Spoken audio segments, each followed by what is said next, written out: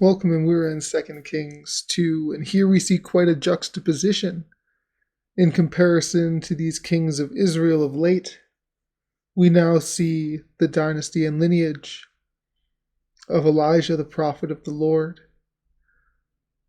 And so the Lord is about to take Elijah up into heaven in a whirlwind.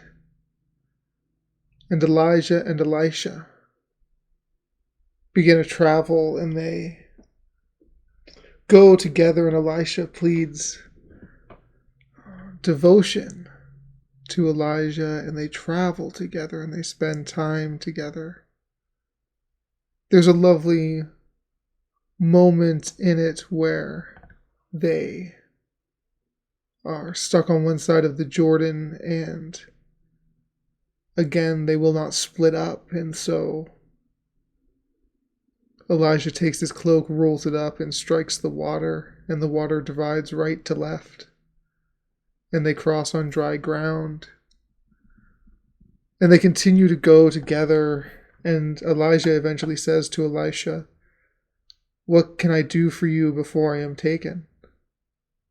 And Elisha replies, "For a double inheritance of your spirit. You have asked a difficult thing. Yet if you see me when I am taken from you, it will be yours. Otherwise it will not." And so they walk along together, and a chariot of fire and horses of fire appear, and they separate the two of them. This whole journey they've been inseparable, and they've been saying that they would be together and through it together, not going one way from the other. And here this chariot of fire and horses of fire appears and separates the two of them finally. And Elijah goes up into heaven in a whirlwind. And Elisha sees this and cries out, my father, the chariots and horsemen of Israel." And then Elisha can see him no more. He takes hold of his garment and tears it in two. And Elijah is left alone, mourning, holding only Elijah's cloak that had fallen.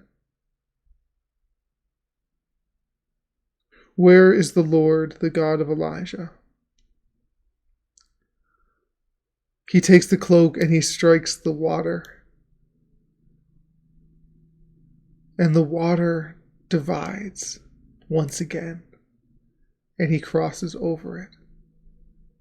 The spirit of Elijah rests upon Elisha now. He saw Elijah taken up, and the spirit stays.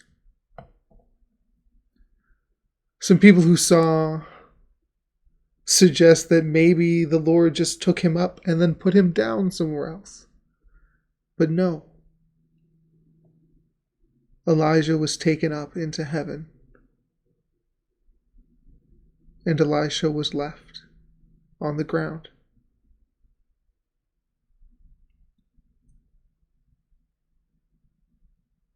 Lord, I pray that we would be encouraged by this, that we'd be encouraged by the life of Elijah, that we would be encouraged by your faithfulness and providence to Elijah, that we would see the lineage left by Elijah, that we would see the spirit of you that stayed, of faith. Lord, that we would see the life of Elijah and now the life of Elisha, and that we would be encouraged to be bold, that we would be encouraged to be powerful, to be open to the miraculous, to be confident in anything that you put in front of us, that your power will sustain us.